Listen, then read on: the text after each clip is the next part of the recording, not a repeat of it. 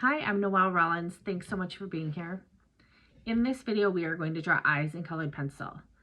I'm going to walk through and explain what I'm doing as I'm doing it, any tips that I have along the way, and I invite you to share in the comments tips you have as well. I would love to learn from you. Hopefully I can teach you a few things as well, and we can exchange ideas, and I'll be better artists for it. So stick around to the end too. I'll show you the finished product, and can't wait. Let's get started. All right, so starting out with this drawing here, you can see I have the glasses sketched out and the eyes. I prefer to start with the darkest colors first. It helps me to lay down some contrast against the white background. It helps me to see my darkest points in the drawing. And for me, that's easier than to fill the values in between. So for this part, I worked on the eyebrows. What I'm doing here is filling in a little bit of kind of a golden yellow color. I know where the eyebrow hair is going to go. I'm just working and filling that in a little bit more.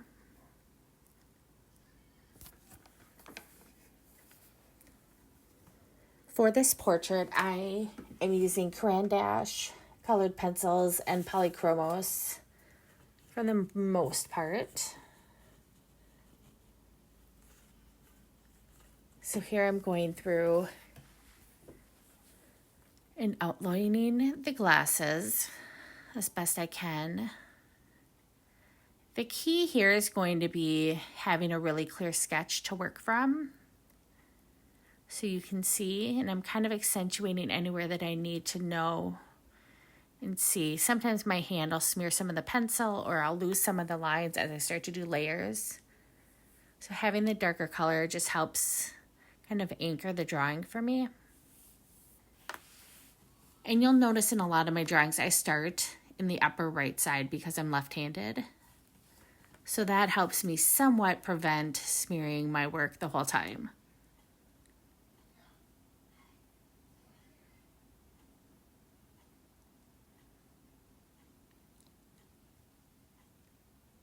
I have another video all about how I prep for a drawing you can find here on my YouTube channel. Part of that includes going through and sharpening all the pencils, getting the colors I need, and I share in that video how I figure out which colors I'm going to need as well.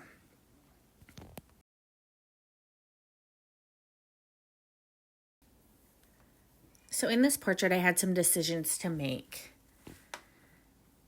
The subject of the portrait is a young lady named Willow. And Willow likes to wear some goth makeup sometimes. And so as you'll see, I started adding that in. Some black eyeliner on the bottom, some other accents. And as I went through this drawing more and more, I felt like it was not giving off the vibes that I wanted as far as young and preteen, just the pure skin, just all of the natural beauty that can come through. And so I did end up making changes that you'll see later, but it's still fun to see how this played out here. So here you can see I tend to layer many colors for my skin tones. I'll start with a pink. I'll do the different colors of tans. The glasses are actually black and they fade into a kind of clear tone. And I have some fun with that later with some fun colors added to that.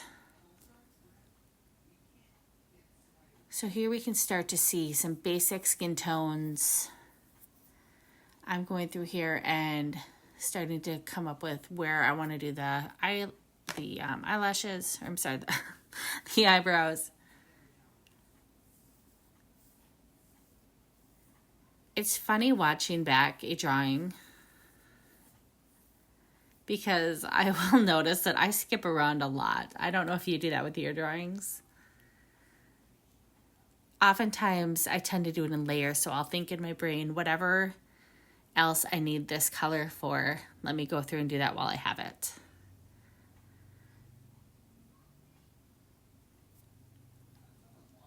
So here I'm just doing various layers of browns. I often try to work in small circular strokes, as you can see.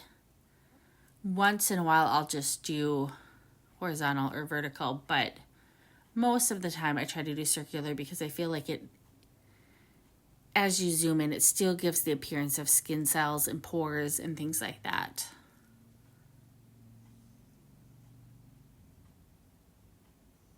So what I have found with eyebrows is you have to be very confident. You cannot be questioning your eyebrow placement. So once I commit to an area, it's on. I have to go all in. So I really try to be careful about where I'm putting them as I get started, because it's really hard to go back in and take them off.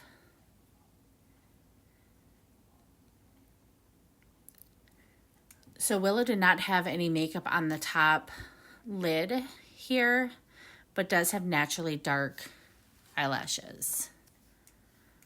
So I'm going in and capturing that shadowy, natural eyeliner look that they have.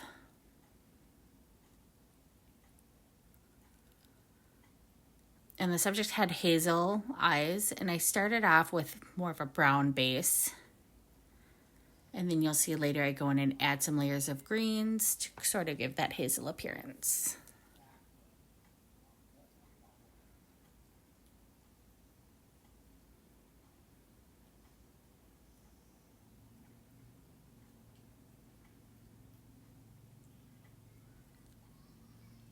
And this is the part of the lesson where I make you feel not alone if you ever make mistakes on your drawings.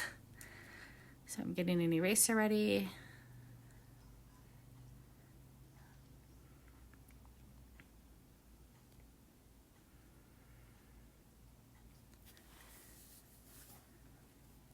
This drawing, as much fun as I had doing it, really challenged me. My initial reference was 2 or 3 different photos that I sort of merged together.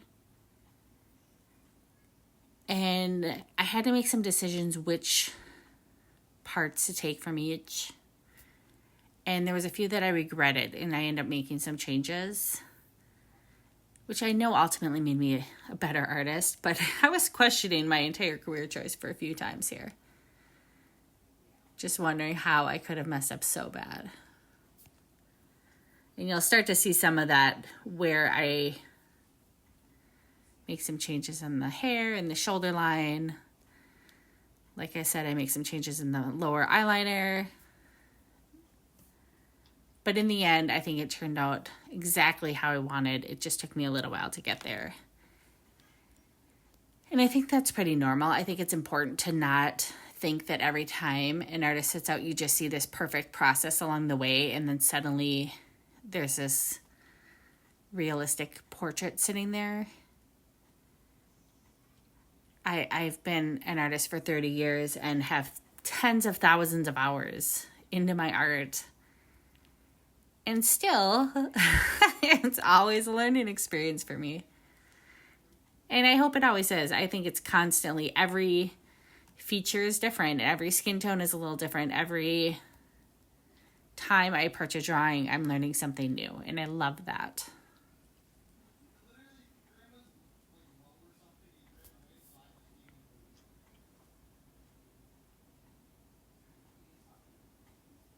Here I'm just kind of adding a little bit more of a shadow with the underside of the lash line.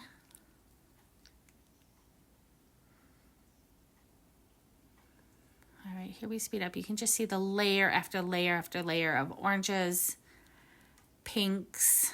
I started going through and adding some purples into the eyeshadow area.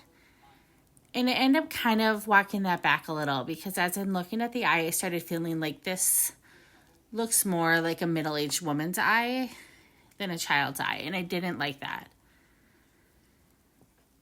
So I knew I wasn't complete with the eyes yet, but I wanted to get started on the other and just sort of catch up so that I can make changes to both from here on out once I'm to that certain point.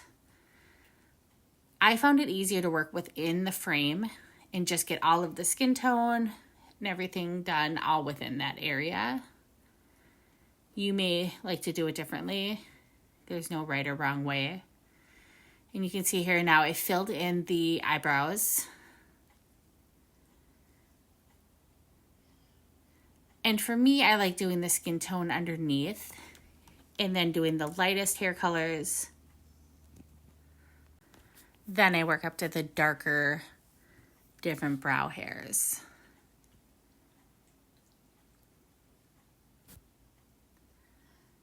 So now I'm coming back in with a sort of greenish brown golden color. Now I really like the eye on the left here. And that's what I'll end up more towards at the end of this. But I guess I kind of had to work my way through it and experiment. So when I do that and I notice that I've gone too far, what I do is I first take rubbing alcohol on a brush and I will work through the colors, and that breaks down the waxiness in the colored pencils, and that helps me get a few more layers of pencil onto the paper. And then I have this product, it's called a texture fixative, I believe, that I will lay the whole piece flat, spray it on. You have to completely let it dry, but what it does is it adds a texture back to the paper that imitates that paper tooth and lets you do a whole new layer on top of it. And that's what I ended up having to do to get this eyeliner off again. But it was still a fun experience and sort of fun. I really love the edgy look and just wish I would have had that confidence as a kid to just go for it.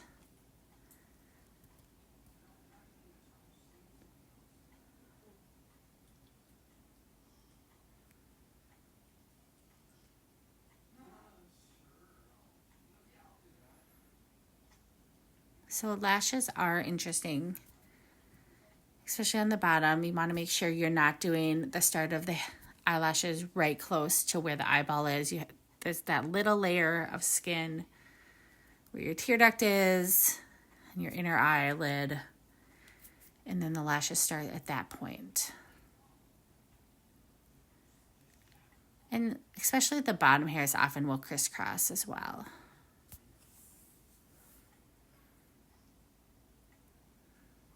So here you'll see me playing around with how much I wanted to show the skin folds under the eye.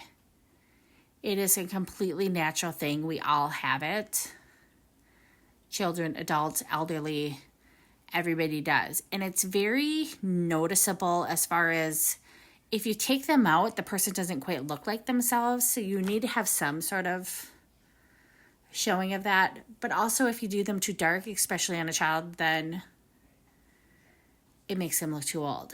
And so I really had to kind of work to find that balance of how much, even though the photo references I had showed them, how much I wanted to copy that or just go easy on them. And the same thing here with showing,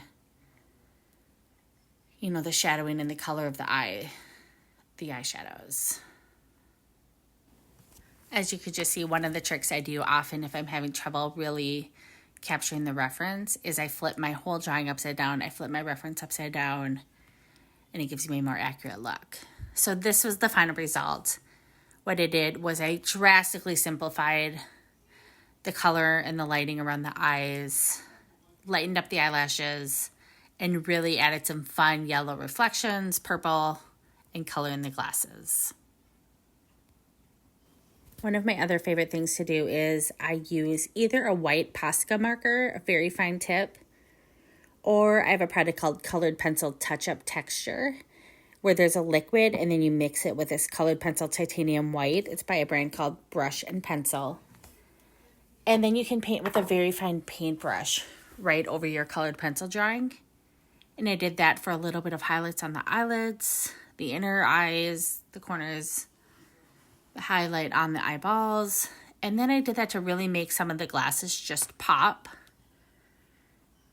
Oftentimes too, around that bottom inner like eye circles, I will just do really tiny, subtle white little dots to just give that appearance of the pores. So that's the finished product. I hope you guys enjoyed this.